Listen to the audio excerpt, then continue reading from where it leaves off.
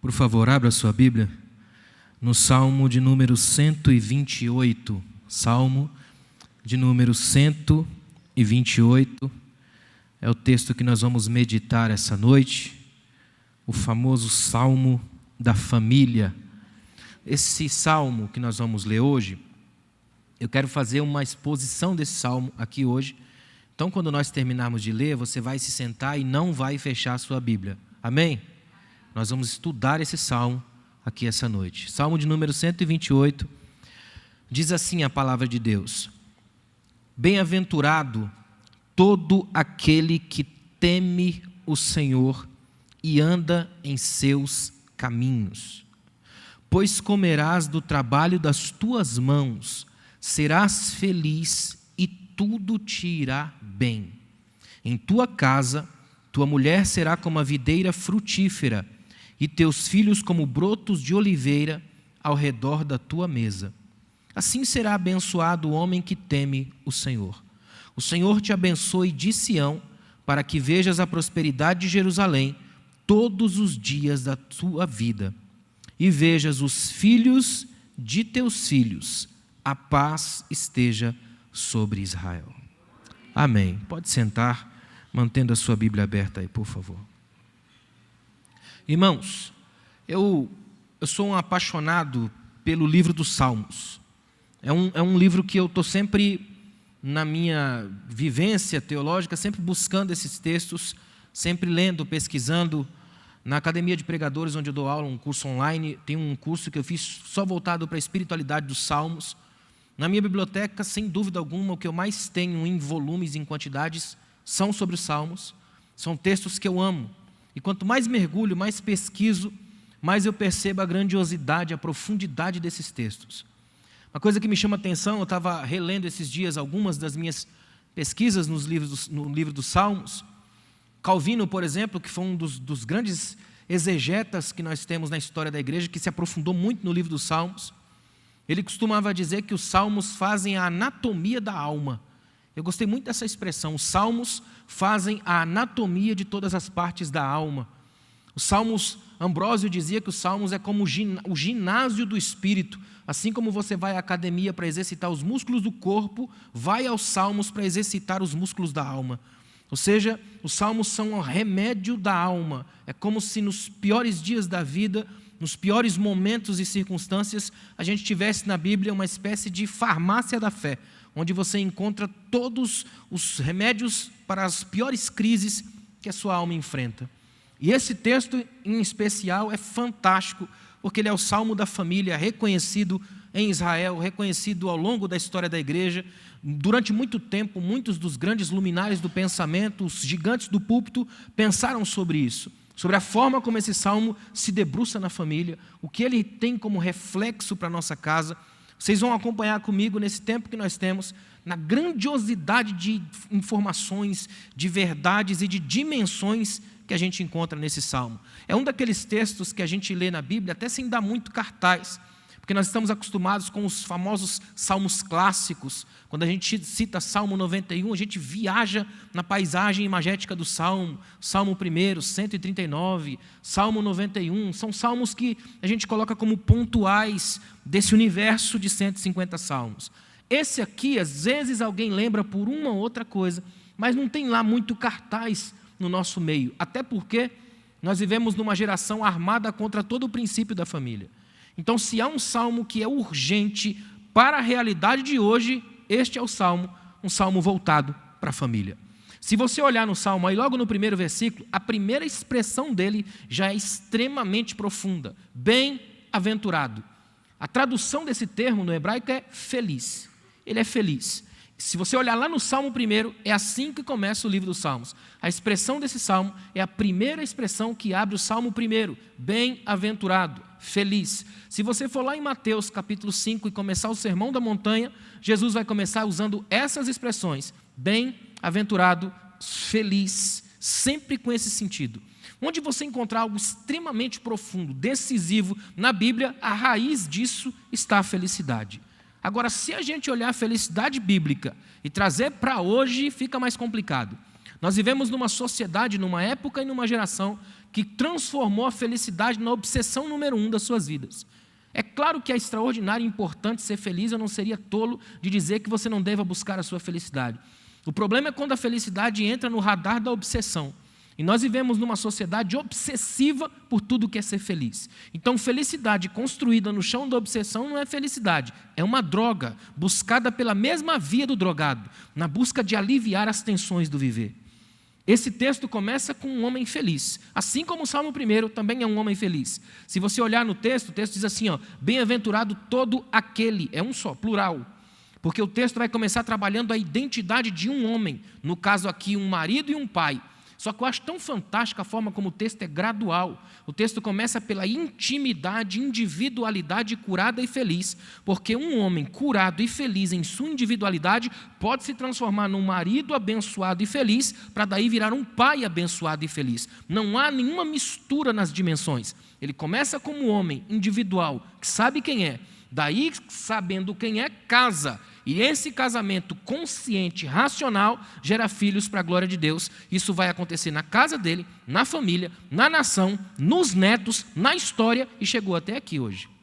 Portanto, nós temos uma felicidade histórica, completa, plena, ontológica, perfeita, com conteúdo, com razão de ser, com começo, meio e fim. Não é uma felicidade de momento, não é uma felicidade do êxtase, ex para fora de, não é uma felicidade de arroubos de vez em quando. Essa não é felicidade de WhatsApp, é felicidade de vida, felicidade que se experimenta todos os dias no processo normal e cadenciado da história. Eu sou feliz porque sou casado, sou feliz porque tenho uma família, sou feliz porque tenho uma nação, sou feliz porque tenho netos, sou feliz porque antes de qualquer coisa, mesmo quando não tinha nada disso, eu já tinha Deus, portanto eu sou feliz em estado de essência.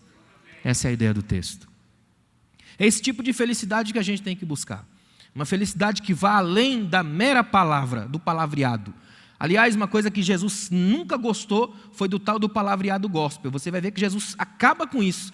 Lá em Mateus 25, nas 10 virgens, as 5 virgens insensatas ou tolas, como o texto bíblico vai dizer, as insensatas, quando elas vão comprar o azeite, já meia-noite atrás do rapaz que vende azeite, quando elas voltam, elas batem na porta usando 2 expressões que Jesus detestava. Senhor, Senhor, abre-nos a porta. Ele vai deixar bem claro que esse negócio de Senhor, Senhor é gente que ele não conhece. Não conheço vocês. Ou seja, para Deus não basta ter um religiosismo de língua, se esse religiosismo, essa religiosidade doentia, viciada e pobre não levar a uma felicidade completa e profunda. Portanto, aqui hoje eu não preciso dizer para você, levanta a mão para mostrar se você está feliz. Você pode só fabricar uma felicidade para mim. A verdadeira felicidade aqui é aquela quando você, até chorando aí pelos processos da vida, sabe que eles passam, mas você permanece, porque o Deus em quem você crê não está fadado às circunstâncias. Ele é maior que tudo, Ele é maior que todos, Ele está acima de tudo, Ele está acima de todos, dele, por Ele e para Ele são todas as coisas. Amém até aqui? Olha no texto aí, bem-aventurado todo aquele que teme o Senhor. É estranho você colocar felicidade e temor na mesma frase, você não acha não? Felicidade e temor, não era para ter um monte de fogos de artifício aqui? Bem-aventurado aquele que vibra no Senhor, bem-aventurado aquele que vai ao delírio no Senhor, bem-aventurado aquele carnavalescamente teológico para Deus. Essas frases parecem que são mais certas no sentido da felicidade, só que o texto desmonta isso poderosamente. O texto bota felicidade e temor na mesma frase, e o melhor de tudo, o temor sendo a consequência lógica da felicidade, e a felicidade como a essência do temor. Sabe por quê? Porque esse temor aqui não tem a ver com medo, tem a ver com outro tipo de medo, o medo de ficar sem Deus. Esse temor aqui tem a ver com um respeito extremo por uma presença que eu não domino, não controlo e não posso definir as agendas. Esse medo aqui seria um medo curado sem pavor, aquele medo que não assusta, mas aquele medo que me faz permanecer o tempo todo lutando para não desapontar o Senhor que me chamou. Quer ver uma coisa fantástica? Um poeta cristão do século XVIII chamado John Donne, um poeta inglês, ele tem uma frase que eu amo, quando ele diz assim, Senhor, numa das suas orações, um dia tu me deste um arrependimento do qual eu nunca me arrependo, dá-me também o temor que eu não precise temer. Essa frase é magistral. O Senhor me deu um arrependimento do qual eu não me arrependo, dá-me um temor que não me cause medo. Esse é o temor feliz. Esse homem teme ao Senhor. Qual que é a lógica desse texto? Se eu fosse traduzir isso aqui numa linguagem para hoje, imensamente atual, eu diria, leva Deus a sério. Esse homem é feliz porque leva Deus a sério. Esse homem é feliz porque não brinca com Deus. Esse homem é feliz porque respeita o sagrado. Esse homem é feliz porque coloca Deus no seu devido lugar. Esse homem é feliz porque não cai na tentação de manipular o sagrado a seu favor. Esse homem é feliz porque não escraviza Deus na gaiola do milagre. Esse homem é feliz porque não passa a vida toda tentando ver se Deus aparece em algum canto como alguém viciado na mágica divina de um ser cósmico. Esse homem é feliz porque Deus está onde está e ele onde está, e essa distância nunca se quebra, e pela graça ele pode se dirigir a Deus. Então esse homem consegue ser feliz enquanto teme. Temer a Deus, manter a consciência do sagrado, perceber-se em estado de construção, saber que diante de Deus a gente passa a vida toda sem ser. Eu acho tão fantástico o fato de Moisés chegar em plena sarça ardente, que é um milagre fantástico. A sarça não se consome, o fogo queimando e ela não se consome, mas quando ele vê que a voz de Deus está no meio, você não vê mais em nenhum momento Moisés citar a sarça e nem o fogo. Acabou a perspectiva do milagre porque Deus já está lá. Ele não ficou viciado no milagre, tentando entender, capturar o milagre, reproduzir o processo. Ele não saiu tocando fogo nas outras sarças. Ele nem lembrou que existe mais sarça, porque se Deus estiver ali, não há milagre mais extraordinário do que a presença dele. Diante dele eu temo, diante dele eu tremo, diante dele eu paro, diante dele eu me assumo, diante dele eu ganho nome, eu ganho uma missão para a vida e eu saio dali para gerar libertação para o povo. Esse homem é feliz porque ele teme o Senhor. Olha que coisa fantástica que é isso. Isso aqui é o conceito bíblico da felicidade. E o interessante é que o texto começa logo na dimensão teológica em alto nível. É deixando claro que ninguém consegue ser feliz sem temer a Deus. Aliás, isso precisa ficar claro na nossa vida, é uma doutrina bíblica. Não há como ser feliz sem temer ao Senhor. Isso aqui tem que estar claro para a gente. É impossível que eu seja um cristão feliz se eu não temer a Deus, se eu não tiver temor a Ele. E eu acho que é aqui a raiz dos problemas do século 21. Nós estamos numa igreja que não tem temor a Deus. E quando o filho não tem temor a Deus, também não tem temor aos pais. E essa quebra de respeito e de hierarquias tem feito de nós uma geração que ri de tudo pelo próprio desespero. Uma geração que grita com todo mundo, que não observa etapas, que queima processos, que atropela todo mundo, que não respeita ninguém. Porque se o temor foi quebrado na verticalidade e também é quebrado na horizontalidade, se foi quebrado daqui para lá, também é quebrado nas nossas relações. É muito sério isso. Agora, a partir do momento que a gente aprende o temor ao Senhor, passa isso para os filhos, e os filhos vão passando isso para as gerações, nós temos uma sociedade que aprende a dinâmica do temor, então aprende a ética do viver, respeitando os espaços do outro. Isso significa que a igreja tem o remédio para a ferida da sociedade de hoje. E o remédio da igreja não é o quanto ela grita aqui contra os males do mundo, é o quanto ela consegue reproduzir nos filhos o temor a Deus, para que o mundo tenha filhos melhores nascidos dentro da igreja. Olha que coisa tremenda que é isso. Seja feliz, temendo ao Senhor. Agora, olha no texto, ainda estou no versículo 1, olha o que diz. Bem-aventurado todo aquele que teme o Senhor e anda nos seus caminhos. Escuta uma coisa, não basta só o temor a Deus. É aqui que a coisa aperta. Para ser feliz eu preciso temer a Deus, é fundamental, mas eu não posso ficar só nisso.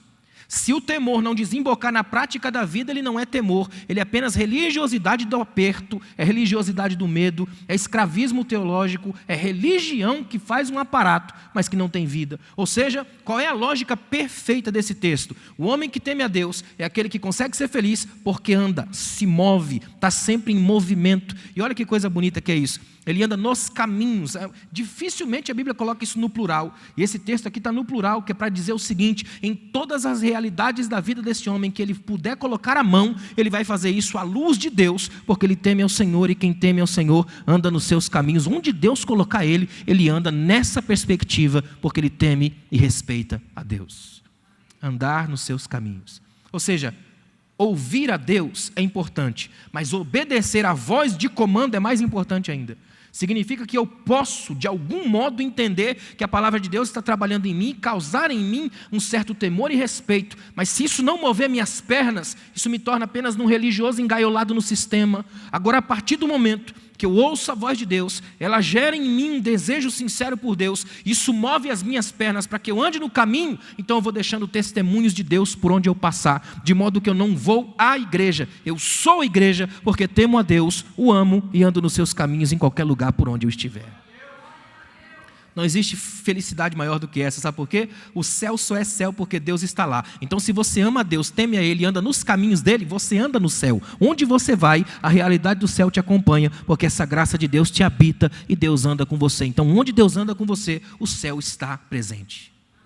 Isso aqui é uma das realidades mais lindas da Bíblia. E eu acho fantástico o fato desse salmo abrir toda essa perspectiva teológica tão profunda para nós, logo de cara. O salmo não faz uma volta, não tem uma introdução, ele é direto. Ele já entra na dimensão teológica profunda, já chega mexendo profundamente com a individualidade do homem, mexendo com esse homem na profundidade do seu ser, trabalhando com a identidade teológica mais profunda, que é o temor, e levando para a prática. De modo que num único versículo você tem teologia e prática, você tem doutrina e vida, você tem graça e vida normal, o andar na vida, de modo que a graça de Deus em nós não é um produto religioso que funciona das 7 às 9 dentro de um domingo na igreja. É algo que acontece todos os dias, de modo que se eu não estou aqui, eu ainda sou igreja, porque o ambiente e a geografia não me determinam. Eu temo ao Senhor que fez os céus e a terra, e em qualquer lugar onde eu esteja, essa graça me habita.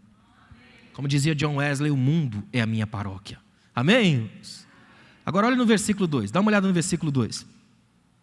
Eu acho tremendo que ele faz toda essa dimensão teológica e ele dá um resultado para isso prático. Por isso que ele coloca pois, uma conjunção. Olha o que o texto diz: pois comerás do trabalho das tuas mãos. Eu acho fantástico esse texto aqui. Olha o que o texto está dizendo. O homem é feliz, ele teme a Deus, anda nos caminhos de Deus. Qual é o resultado lógico disso? Ele não sai por aí achando que porque ele teme a Deus e anda nos caminhos de Deus, Deus vai dar tudo para ele. Esse homem não comete esse erro tolo e infantil. Ele não acha que Deus agora é um Papai Noel celestial que enche ele de presente, de modo que ele pode ficar balançando na rede da preguiça eterna e cantando viva alegre e feliz com Jesus. A lógica aqui é outra. Deus me ama, eu amo a Deus, trabalho com Ele, temo a Ele, o que é que eu faço? Eu trabalho. Porque do ponto de vista da Bíblia, o trabalho não é uma maldição, como muitas leituras equivocadas fizeram do Gênesis, não é uma maldição. O texto nunca disse que é maldição. Trabalho para Deus é fantástico. Quando Deus vai fazer a mulher para o homem, antes de fazer a mulher, Ele dá ao homem trabalho. O homem dá nome aos animais. Para Deus trabalhar é ser parceiro de Deus na criação e construção da história. O que esse texto está dizendo é fantástico. Esse homem me ama, eu o amo, ele me respeita, eu o respeito, ele me teme, ele anda nos meus caminhos, portanto é meu parceiro na vida. O trabalho que eu der a ele, ele vai fazer para a minha glória. Portanto, as obras das mãos dele também serão minhas. Estamos parceiros na construção da vida. É por isso que na Bíblia há uma expressa proibição da preguiça. Porque do ponto de vista bíblico, ninguém nasce preguiçoso. Você escolhe se tornar. Preguiça na Bíblia não é genética, é espiritual. É uma estranha inquietação da vida, de modo que você passa a vida toda descansando. Os rabinos chegam a dizer que o preguiçoso, o diabo tenta todo mundo, mas o preguiçoso tenta o diabo, imagina. É completamente anti-Deus. Ou seja, para Deus, o verdadeiro ser é aquele que se move para Ele, portanto, enquanto se move, trabalha. Isso aqui, só para vocês terem uma noção, isso aqui é uma das coisas mais tremendas da Bíblia. Esse texto deveria ser muito lido em curso para noivos. Porque esse texto deixa bem claro que se você quer ter um casamento abençoado, o homem tem que ser trabalhador. Está no texto. Antes de Deus dar uma mulher para Adão, fez ele trabalhar. Você pode perceber, me perdoe, mas eu tenho que dizer com esse termo que só assim para entender. Mas vagabundos não dão bons casamentos. Não é verdade? Casamento tem que ser um homem que trabalha. Porque é simples, é bíblico, é profundo e faz a nação e faz a história funcionar. Deus não nos chamou para sermos parasitas sociais, vivendo a vida toda de assistencialismo barato. Nós somos chamados para fazer, como disse Paulo, com essas mãos eu fiz alguma coisa. Nós somos chamados para fazer, e esse fazer é como bênção, como graça de Deus. Deu para entender? Pois comerás do trabalho das tuas mãos. Dá uma olhada no texto. Serás feliz. Olha que coisa tremenda. Ele já deixou claro no primeiro versículo, logo na primeira frase, que esse homem é feliz. Num primeiro momento. E ele está dizendo que no sentido também do trabalho o homem vai ser feliz. Ou seja, o texto coloca a felicidade em 2 níveis. Uma felicidade existencial plena por ele temer a Deus e uma felicidade da realização de fazer. Isso aqui é fantástico. É o homem que tem a lógica do artista, que termina o seu trabalho e diz, terminei, que coisa bonita que ficou. Todo artista que termina um trabalho e diz, terminei, ficou bom, participa da mesma lógica de Deus e viu Deus que era bom. Você cumpre um pequeno Gênesis. É fantástico isso aqui. Uma realização. Fala a verdade. Você já teve aquela sensação de fazer um trabalho bem feito? Isso aqui fui eu que fiz. Você já viu que hoje a gente faz isso e coloca a enésima potência, que a gente tira foto de todos os ângulos e põe no Instagram? Eu fiz, não é? É mais ou menos isso, a realização pela obra feita. Você já viu que tem gente, por exemplo, que essa sensação de fazer é tão boa, é tão extraordinária, que até quando ele faz mais ou menos, ele acha que fez extraordinariamente bem? Que tem gente que vai num nível mais profundo do positivismo, não é? Por isso que eu acho tão fantástico esse texto. Ele está dizendo, você vai comer do trabalho das tuas mãos, vai experimentar um outro tipo de felicidade. Uma você já tem, já é feliz por estar em Deus, mas também vai ser feliz por coisas realizadas para Deus. Vai ser feliz nas duas pontas. Vai ser feliz olhando para cima, vai ser feliz olhando para o lado. Você vai ser feliz sabendo o que fez e vai ser feliz porque foi feito. Você vai ser feliz não porque Deus vai fazer, mas porque Ele já fez. Você vai ser feliz porque Deus fez, fará e com você continua fazendo. E à medida que vocês vão fazendo juntos, vão se agradecendo por estarem na mesma companhia. Olha que coisa tremenda que é isso. E tem mais, olha só o versículo 2. Serás feliz e tudo te irá bem. Fala assim, essa não é a frase da sua vida. Deus chegar para você e falar, vai estar tudo bem para você. Só que eu preciso lembrar os irmãos que na Bíblia, quando Deus fala que vai dar tudo bem, vem um monte de problema junto. Né? Lembra de Eliseu? Pergunta para a viúva assim, para a mulher assim, ó, está tudo bem contigo? Vai tudo bem. O filho está morto. Você diria, vai tudo bem? Vai tudo bem? Oh, meu filho está morto, mas vai tudo bem. Ou seja, do ponto de vista de Deus, tudo bem não significa tudo encaixado, perfeitamente funcionando. Isso chama-se fé, a certeza feliz de que mesmo que agora não esteja bem, eu creio que no futuro estará. Por causa de Deus? Sim, porque Ele já está lá. Tudo caminha para Ele, então tudo termina nele, começa nele, sai dele, flui dele e está nele. Se Ele disser que está bem, é nisso que eu trabalho, acreditando no Deus que constrói o bem, mais poderoso, mais sublime, mais tremendo. Olha que coisa bonita que é isso, o homem é feliz, ele teme ao Senhor, ele anda nos seus caminhos, come do trabalho das suas mãos, tudo para ele é feliz do ponto de vista da realização, tudo vai bem. Aí dá uma olhada no versículo 3, olha que coisa fantástica. Em tua casa, e deixa eu mostrar uma coisa aos irmãos, nesse versículo 3, a repetição mais constante aqui é do pronome possessivo teu, tua, posse. Se tem uma coisa que você pode colocar como posse, não é sair tomando posse de tudo de crente, é quando você tem a si mesmo nas coisas que possui. Há muita gente que tem de tudo, mas não tem a si mesmo, então passa a vida inteira procurando o prédio mais alto para se jogar lá de cima. Ou seja, não basta ter, se você não tiver a si próprio nas coisas que tem. Aí o texto começa assim no versículo 3, ó, em tua casa. Olha que coisa fantástica, o texto começa dizendo que esse homem é feliz duas vezes. Ele é feliz por estar em Deus e é feliz na realização que faz. Qual é a grande realização dele? Ele tem uma casa, a casa é dele, em tua casa. Sabe qual é a lógica desse texto aqui? Ó? É dizer assim, ó, antes de você pedir um monte de coisa para Deus, você precisa todos os dias ter a consciência feliz da casa que você tem. De poder levantar em estado de gratidão e agradecer a Deus pela casa que tem. Mas eu moro de casa alugada, mas tem. Agradeça a Deus pelo fato de você ter um lugar, um teto para te proteger dos problemas do dia, dos problemas da noite, e de poder sentar com a sua família e glorificar a Deus. Olha, se você consegue, pelo menos um domingo da vida, sentar com a família na mesa da sua casa, todo mundo comer feliz, glorifique a Deus, isso já é o céu para você, acontecendo na manifestação diária de um milagre existencial pleno, na rua da sua casa. É que a gente é ingrato demais. A gente vive pedindo para Deus um monte de coisa que de fato nem precisa. Já percebeu que a gente tem grande parte da nossa oração é profundamente consumista? A gente pede tanta coisa para Deus, de fato nem usa. Às vezes eu fico pensando de Deus, mais ou menos raciocinando assim, se eu der tudo que você pedir na sua oração, você não vai nem existir mais para mim. Até catalogar tudo que eu te der, né? Vai demorar um tempo imenso. Já percebeu que às vezes a gente pede para Deus dar e Ele tira? Já aconteceu com você? Deus pede para Deus, Senhor, me dá, Ele tira. Olha os discípulos, Senhor, aumenta a nossa fé. Grão de mostarda para vocês. É menor, não é? Ele diminuiu. Imagina. É estranho as lógicas de Deus. É porque Deus sabe que nós só temos 2 braços. Não é para carregar peso, é para abraçar a gente. É para levantar, é para usar como ferramentas da vida. Esse homem é feliz não é porque ele tem um monte de coisa, é porque ele tem o básico. O que é prosperidade para Deus? A ausência de necessidades malucas, é a provisão daquilo que é o básico para viver. É eu poder glorificar a Deus porque eu tenho a essência, o fundamental, aquilo que é necessário para eu existir. Olha a coisa tremenda que diz o versículo 3, ó. Em tua casa, tua mulher, e eu amo o fato desse texto colocar mulher e não esposa. Que a esposa parece a coisa profissional. O casamento que já dura 315 anos, que eles nem se olham mais, até se chamam freudianamente de papai e mamãe. Não há essa coisa do mulher, sexualidade. Isso aqui é a Bíblia falando de sexo sem ruborizar ninguém. É o texto dizendo que ele tem uma mulher. E quem tem uma mulher gera filhos. Está no texto aí, ó, um pouquinho mais para frente. Ele tem uma mulher. E ela tem um homem. O homem que é feliz, que trabalha para ela, que tem uma casa. É alguém honesto, verdadeiro, completo. Ou seja, esse texto deixa bem claro para mim e para você como é que Deus enxerga uma família. Um homem trabalhador e feliz, uma mulher abençoada, produtiva e frutífera, filhos abençoados ao redor da mesa. É assim que Deus enxerga uma família, nunca vai mudar, porque Ele é o mesmo ontem, hoje e eternamente. É assim que Deus vê uma família. Esse é o retrato da família do ponto de vista da fé. Nunca muda isso.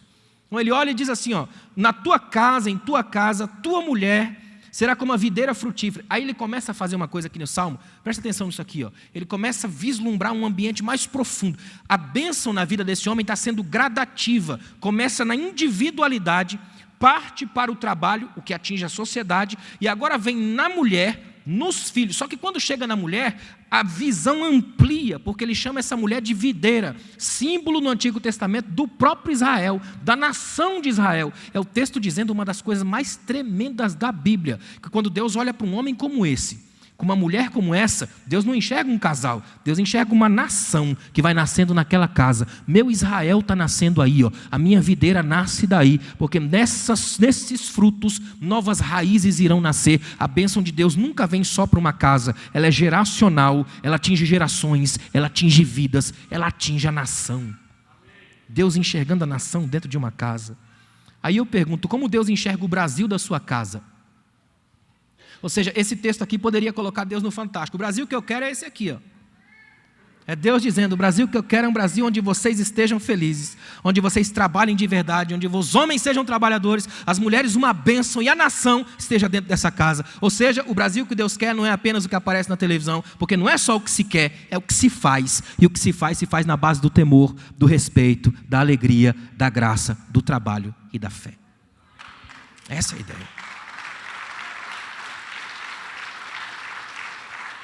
Agora, olha que interessante, eu estou na metade do versículo 3, acompanha aí, ó.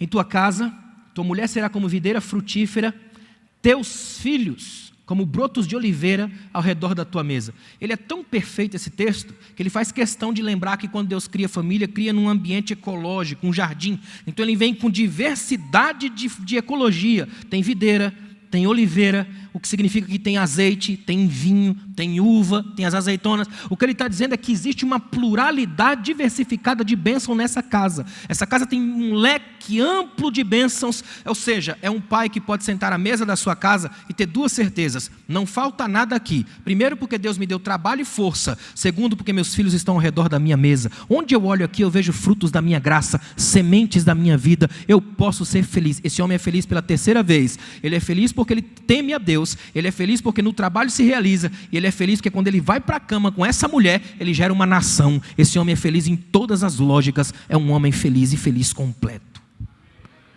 Deu para entender até aqui?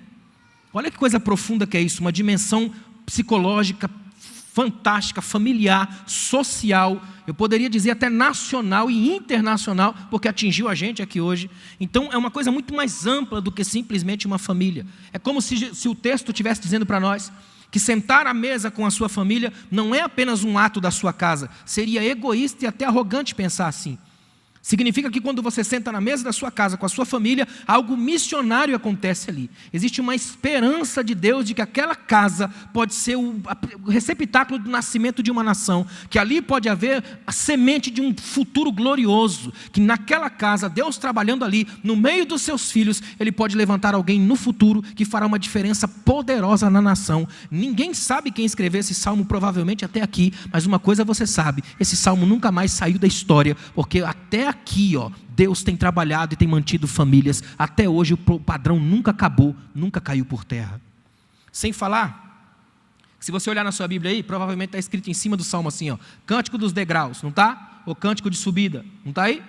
É um grupo de salmos que vai do 120 até o 134. Esses salmos eram cantados toda vez que Israel ia viajar. Olha para mim para você entender bem. Imagina isso aqui, ó. Imagina esse homem sentado na mesa da sua casa, da sua família, com os seus filhos e a esposa, dizendo para eles: mês que vem nós vamos para Israel, nós vamos para Jerusalém, vamos cultuar a Deus no templo em Jerusalém. E Jerusalém, geograficamente, era a parte mais alta dessa região. É por isso que todo mundo que ia para lá, teoricamente, sobe. Daí cântico de subida. Você saía de casa cantando 120, que a palavra no hebraico é techuvá, arrependimento. Você saía em arrependimento. O último salmo, a palavra no hebraico é beraká, bênção. Se eu saio de casa, saio em arrependimento. À medida que eu ando, eu vou dizendo: elevo os meus olhos para os montes, o Senhor me livra do caminho, dos problemas do caminho. Eu vou andando, eu lembro da minha família e canto esse salmo. Lá na frente eu estou num nível tão tremendo que eu vou para o 133, a comunhão, e eu chego na bênção. Se eu chegar, é bênção pura. Então esse salmo é um salmo que se canta a família inteira, andando a caminho de Jerusalém para cultuar ao Senhor. Em outras palavras, esse salmo é o salmo da igreja também. Nós estamos aqui porque fizemos essa caminhada, saímos de casa com a família e estamos aqui para adorar a Deus no seu templo, louvando a Ele pelo que Ele é, pelo que Ele faz. Se cumpre na nossa vida aqui hoje. Olha que coisa bonita que é isso aqui. Dá uma olhada no versículo 4. Aliás, ainda tem uma coisinha aí no versículo 3, no finalzinho, diz assim: ó, os teus filhos serão como brotos de oliveira ao redor da tua mesa. Toda vez na Bíblia que você, ainda mais no Antigo Testamento, encontrar mesa, não é uma coisa comum. Para o judeu é extremamente profundo.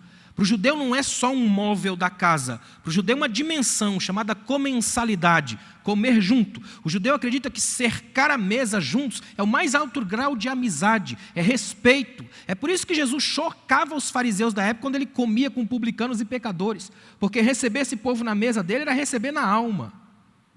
Não é à toa que Jesus chama Mateus, que é cobrador de impostos. Sabe qual é a primeira atitude de Mateus depois que Jesus chama ele? É fazer um jantar na casa dele só para cobrador de impostos. E Jesus vai lá. E os fariseus ficam irados e dizem assim: mas como é que esse homem come com pecadores? Essa é uma pergunta profundamente tola, porque aqui embaixo só tem pecadores, todo mundo, sim ou não?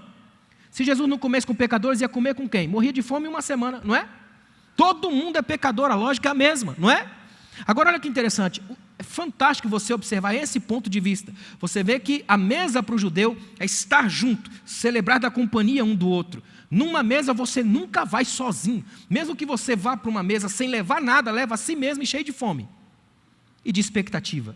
A mesa nada mais é do que a celebração mais plena do humano. Você chega com alguém, senta com as pessoas, a cozinheira traz para a mesa aquilo que ela imaginou como construção de um pensamento. Ela pegou um monte de ingredientes, juntou tudo, fez a sua magia e aquela imaginação dela se concretizou no almoço. E você tem tudo na mesa. Nós temos 5 sentidos. 4 deles a gente usa diretamente no ato de comer. Você vê a comida, você cheira a comida, você toca a comida e você come a comida. Aí os gregos quebram os pratos para ouvir a comida e planificar tudo. Imagina. É você completamente inteiro num ato de comer. É mesa. A ideia desse texto é dizer assim, ó, esse homem é feliz pela 4ª vez. Ele é feliz porque teme a Deus, ele é feliz porque se realiza, ele é feliz porque tem uma família e ele é feliz porque a mesa dele faz sentido. Não é uma mesa da solidão onde um sozinho senta e chora. É a mesa da alegria, onde ele olha para a esposa, para os filhos e percebe que a bênção de Deus está ali, abriu a madre, preparou a vida, plantou a história. E se nós estamos aqui, é porque Deus tem cuidado da gente nos detalhes da nossa vida. Quer ver uma coisa?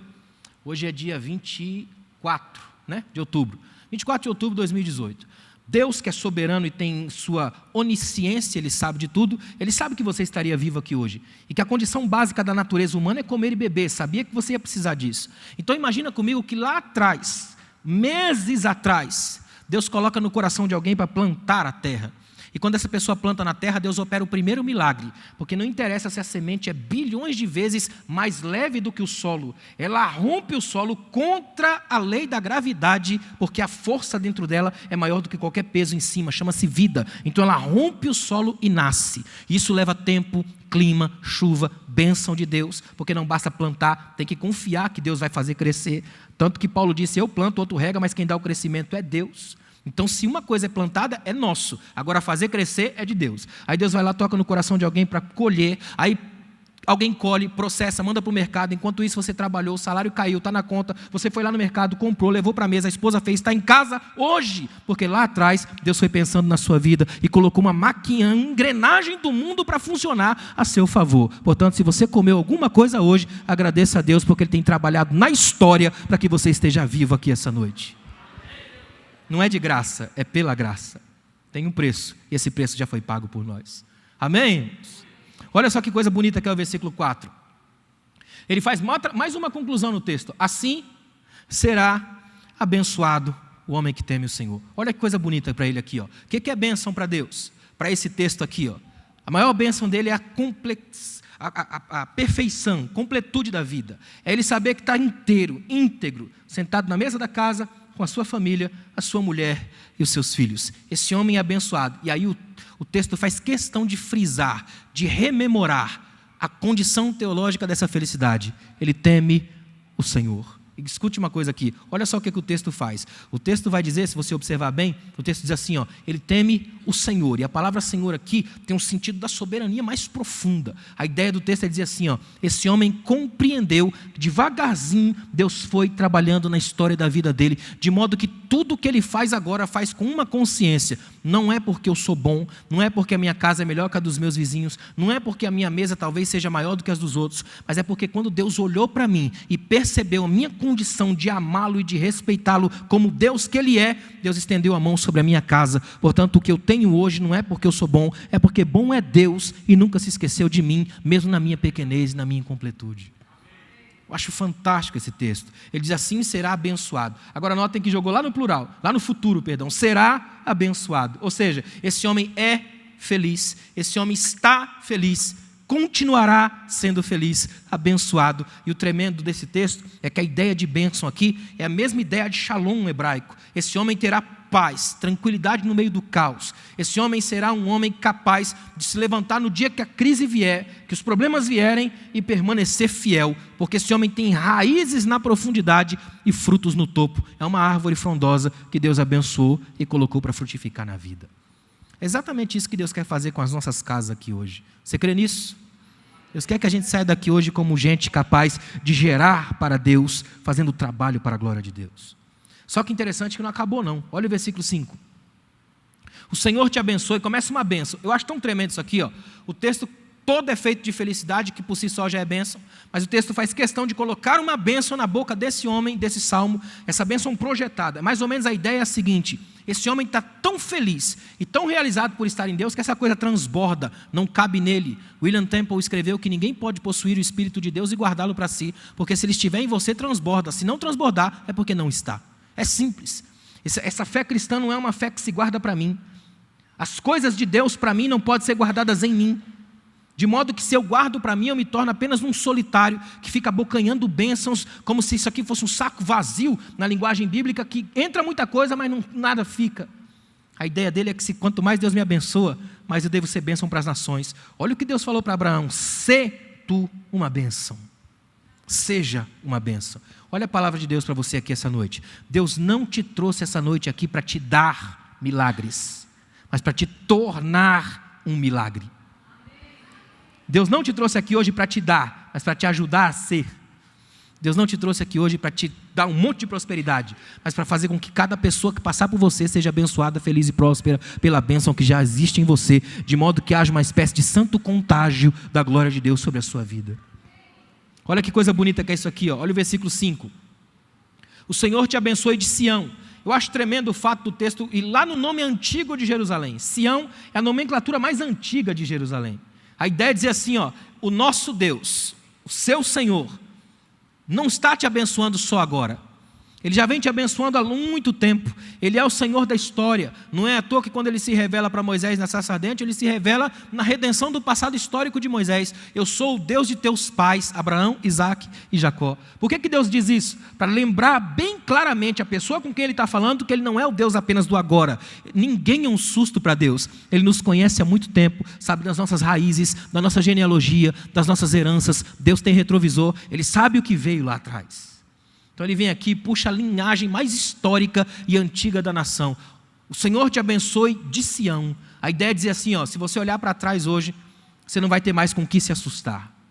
Porque essa bênção aqui que atinge a sua casa, também limpa a sua vida, de modo que o seu passado já não é um fantasma para você. Porque se você olhar lá atrás, você vai ver a graça de Deus na sua vida, também agindo lá atrás. Confia no Senhor e Ele endireitará as tuas veredas.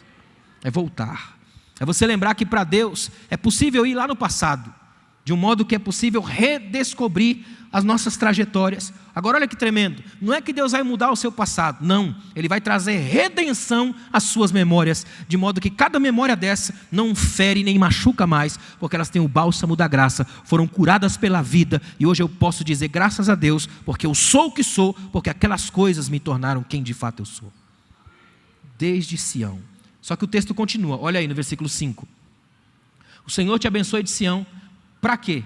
Para que vejas a prosperidade de Jerusalém. Já é Jerusalém, é atual. Olha o que o texto está dizendo. Deus te abençoa lá de trás, para que você não seja orgulhoso aqui hoje, para que você seja uma bênção e veja a prosperidade das pessoas. Isso aqui é teste de caráter da Bíblia. E a Bíblia dizendo que você só pode de fato dizer que é um homem e uma mulher abençoado se você conseguir olhar a bênção dos outros. Tem muita gente que vive na síndrome do irmão do filho pródigo. Ele não suporta festas que não são feitas para ele. Você consegue ficar feliz quando Deus abençoa os dois vizinhos da esquerda e da direita, mas não você? Ver a prosperidade do lugar que você mora também é bênção. Olha que tremendo que é isso. É Deus dizendo que a nossa bênção não pode ser uma bênção bairrista, egoísta, voltada para mim. Tem que ser uma bênção que atinja a família, que as pessoas da minha rua sejam abençoadas, da escola do meu filho sejam abençoados, onde eu passar que gente seja abençoada, para que o mundo ganhe uma nova dimensão e uma nova dinâmica de fé, que Deus abençoe quanto mais gente perto de mim, e se isso para mim for uma bênção, eu estou livre da inveja, eu estou livre da culpa, eu estou livre do pecado de ficar arrogantemente pensando só em mim, significa que agora eu sou um homem abençoado e feliz, porque eu não preciso do desespero do outro para afirmar a minha vida. Quando gente feliz estiver perto de mim e eu estiver feliz, então eu fui curado e posso glorificar a Deus pela vida de cada um, sem a praga da inveja. Olha que coisa fantástica. O Senhor te abençoe de Sião, para que vejas a prosperidade de Jerusalém. Agora presta atenção na frase, todos os dias da tua vida. É uma expressão comum dos Salmos. Lá no Salmo 23 ele fala que habitarei na casa do Senhor todos os dias da minha vida. A ideia de dias aqui é tremendo. Eu louvo a Deus pelo fato do texto não ter colocado assim, ó, e o Senhor te abençoe todos os finais de semana da sua vida. Porque nós temos crentes que vivem a moda de São João, fogo 3 dias, depois só cinzas, não é? Eles vivem apenas de um congresso, cruzada, campanha, carnaval, encontro, essas coisas. Eles não conseguem ter uma visão da dinâmica normal da vida. Ele não consegue ser abençoado e feliz numa segunda-feira normal que não tenha culto em lugar nenhum. Nem que ele invente um culto na laje, ele tem que fazer um. Porque ele passa a vida inteira viciado em alguma programação gospel. Ele não consegue ser feliz na normalidade da vida. Quer ver uma coisa? Se você quiser sentir a mais tremenda graça de Deus na sua vida, seja feliz na sua casa, sentado, tomando seu café normal, sem nenhum tipo de religiosismo do lado, só de sentir o sabor daquilo e glorificar a Deus pelo fato de estar vivo. Agradecer a Deus pelo encanto da vida. Poder sentir de novo a alegria de respirar, de abraçar seu filho, de beijar sua esposa, de poder rir de alguma bobagem. Você já caiu e riu sozinho? Se você nunca fez, tem que fazer. É catarse, é limpeza da alma. Rir de si é um grande remédio. É quando você começa a perceber que está vivo, que precisa parar com as bobagens gospel que a gente faz todos os dias. Tem gente que passa a vida inteira numa paranoia gospel tão perigosa, que ele tem que passar o dia todo fazendo alguma coisa. Você já viu gente que encosta do seu lado e faz questão de dizer 24 vezes que ele já leu a Bíblia toda de joelho 377 vezes? Aí você fala, irmão, você já me contou essa história. Amém, irmão, mas é para a sua edificação. Não é pura vaidade. Quanta gente faz isso? E aí o filho está em casa e não vê a hora de completar 18 anos para sair dessa loucura. Que ninguém aguenta isso. O que atrapalha muita gente na igreja não é amor, é a falta de humor, de celebração, de liberdade. Paulo vai dizer assim aos Gálatas, para a liberdade vocês foram livres. Olha que coisa fantástica. Somos livres, absurdamente livres. Que você saia daqui livre, que Deus te livre dos chatos gospel, chato. O xiita é do islâmico, o chato é da igreja.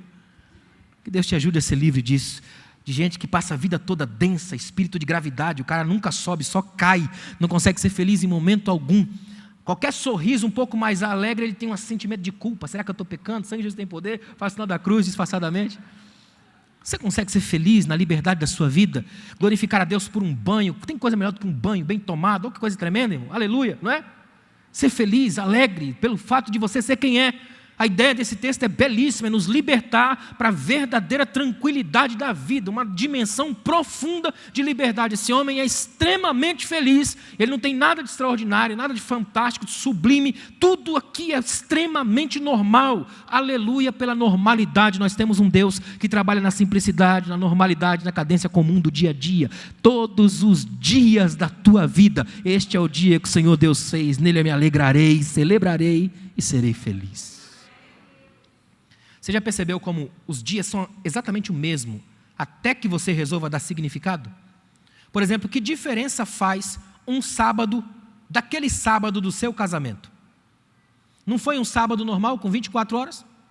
Só que foi o dia do seu casamento, consegue lembrar? Se você casou tudo normal, nos conformes, sem que seu sogro tivesse com a arma apontada para a sua cabeça, normal, foi coisa normal, casamento normal. Você consegue lembrar desse dia? Por exemplo, um dia que eu nunca vou esquecer na minha vida foi o dia que meu filho nasceu, que eu estava lá dentro da sala de parto, vendo todo aquele momento, imaginando como é que um dia normal pode ter tanta coisa. Um dia comum. É que a gente não valoriza os dias que Deus nos deu. E a gente não faz ideia de que a partir do momento que a gente saiu do útero, a contagem é regressiva. É até estranho que alguém nos parabenize quando a gente completa mais um ano. Não era para dizer parabéns se você pensar bem. Você não tem um ano a mais, é um a menos. Não é? É que a gente nunca raciocina nessa dimensão do tempo. É só na direção da festa, do aplauso, não é? Dos chapeuzinhos de festa. Dificilmente a gente para pensar do ponto de vista da desaceleração, não é? Já percebeu que a gente vai andando na vida e perdendo cada vez mais? Não é? É estranho isso. Perdas de memória, não é? Cabelo, essas coisas aí. Sem falar, não, deixa, né? Aos poucos a gente vai percebendo como é estranho isso. É fazer parte da vida. Aí os salmos nos ajudam nisso. O Salmo 90 vai dizer que a vida do homem é cansaço e enfado. Quando chega no máximo 80 anos. E tem gente passando disso, já está no lucro, não é? Agora, olha que interessante. O texto vai dizer que você pode ser feliz e próspero todos os dias da sua vida. E o segredo está no texto. Basta temer ao Senhor de todo o seu coração, confiar nele e ter uma família abençoada, capaz de estar com você. Ou seja, eu não estou falando de nada impossível aqui. Aliás, estou falando das realidades daqui. Todos nós com as nossas famílias. Agora, dá uma olhada no final do texto. O versículo 6 diz assim, ó.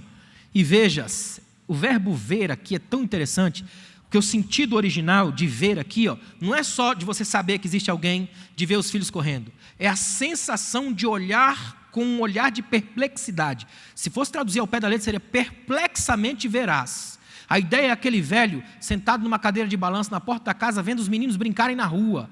E aquela sensação valeu a pena. Olha o que o texto diz. E vejas os filhos de teus filhos. Os rabinos dizem que o avô é uma espécie de cavalo domesticado pelos filhos para os netos poderem montar. Imagina. A ideia do texto é fantástica. É dizer assim, agora ele vai enxergar pelo olhar da perplexidade a bênção da vida. Vou dizer mais uma coisa que é extremamente profunda. O texto está dizendo por que esse homem é feliz logo no começo do Salmo. Olha que coisa linda. O texto está dizendo assim, ó, esse homem está terminando a vida bem, porque ele está dizendo assim, ó, Israel, a nação de Israel não vai terminar em mim. Eu gerei outros filhos vão gerar outros filhos e a nação vai continuar aqui, ó. Não parou na minha casa. Israel não vai ser morto na minha geração, porque na minha geração Israel continua. Eu saio de cena, mas os filhos dos meus filhos vão continuar a escrever a história de Deus na vida. Se você tem neto aí, agradeça a Deus, não vai parar em você. É o fluxo da graça geracional e ele vai atingindo outras pessoas, outras histórias, outras vidas, outras nascentes. Olha que coisa bonita que é isso. Ó. Veja os filhos dos teus filhos e a paz sobre Israel. Interessante, ele começou com felicidade e terminou com paz. Geralmente a gente busca a paz para ver se arruma a felicidade. Aqui é o contrário. Ele começou feliz e no meio da felicidade teve um monte de problema. Teve que trabalhar, teve que ter filhos, né? E quem trabalha, tem casa e tem filhos, também tem boleto, fatura e problema, não é verdade? Faz parte do pacote, mas esse homem termina em paz. O que Deus nos trouxe aqui para entender aqui hoje? A nossa verdadeira felicidade não é comprada no cartão de crédito, é temor a Deus e aos seus princípios. A verdadeira paz não é a capacidade que eu tenho de ficar zen no meio da vida, é sabendo que todas as coisas sempre vão agir contra mim nas ameaças da vida. Mas se o Consolador estiver aqui, ó, eu tenho paz, porque foi herança de Jesus, deixo-vos a paz, a minha paz vos dou, não dou como o mundo a dá. Portanto, você está aqui hoje pela graça de Jesus e você pode adorá-lo pelo que Ele é e faz na história da sua vida. Esse é o nosso Deus. Fica de pé, por favor. Eu quero orar com a sua família, com a sua casa. Como é bom quando a gente tem a alegria de estar mergulhado na família, na nossa casa, na nossa vida. Vocês sabem, a minha vida viajo demais, como diz o hino do irmão lá, minha vida é andar para esse país, né? Eu brinco com a minha esposa, meu filho tem um cantinho no meu sofá que eu devo levar ele para o céu, ele é meu, né? A alegria de estar em casa, de poder chegar, estar no seu ambiente, no seu lugar. Eu queria que você saísse daqui hoje agradecendo a Deus e celebrando a Deus pela sua vida, pelas coisas que você tem, pela sua casa, pela família que você tem, pelas pessoas que amam você, que estão ao seu redor, pelo fato de você não ser um ente isolado da vida, você tem gente perto de você, gente que te abençoa, gente que te ama. Aí eu estava lendo esses dias um teólogo que eu gosto muito, e ele falou uma coisa que mexeu demais comigo. Ele disse assim, Deus sabe que algumas famílias fracassam no processo, que alguns pais não são lá tão bons quanto deveriam, algumas mães fracassam, e quando mãe fracassa, a devastação na alma é total, alguns filhos não dão certo. Então Deus, para suprir essa necessidade, levantou a igreja e chamou de família, para que você encontre aqui outros pais, outras mães, outros irmãos, capazes no parentesco da graça e na genética da fé, suprirem ausências e necessidades na sua vida. Coisa fantástica que é isso. A gente encontrar outras mães. Eu tenho espalhados por esse Brasil afora algumas igrejas que eu chego, que tem aquelas irmãzinhas bem velhinhas, me abraçam e dizem, meu filho, eu tenho orado por você. É por isso que eu estou de pé. Por causa de uma rede interminável de graça. Isso é uma rede poderosa de carinho, de afeto. Satanás não tem qualquer arma contra isso. Não tem como. É uma rede extraordinária de graça e de vida. Eu sei que nesse exato momento, em algum lugar desse país, tem gente orando por mim. Por isso eu consegui pregar mais uma mensagem. Por causa da graça. Queria que você agradecesse a Deus pelos outros pais, outras mães, outros irmãos, outras irmãs que Deus colocou aqui para você. Amém? Obrigado, Pai. Não há palavras, Senhor, não há palavras a não ser gratidão a Ti. Gratidão a Ti porque o Senhor é o Deus da felicidade completa. É uma felicidade que é ontológica, que é profunda, que atinge o cerne da alma e da vida.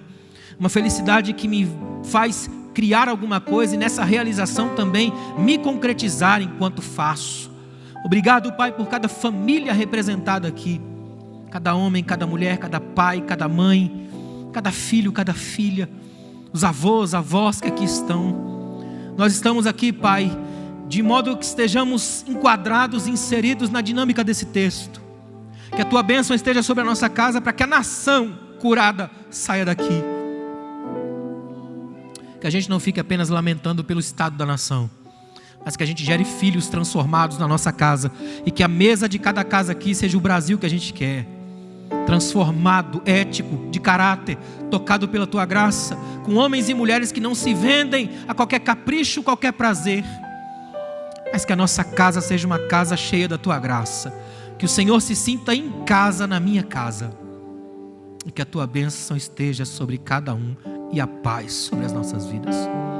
Obrigado, Jesus, obrigado, amém. Deus abençoe.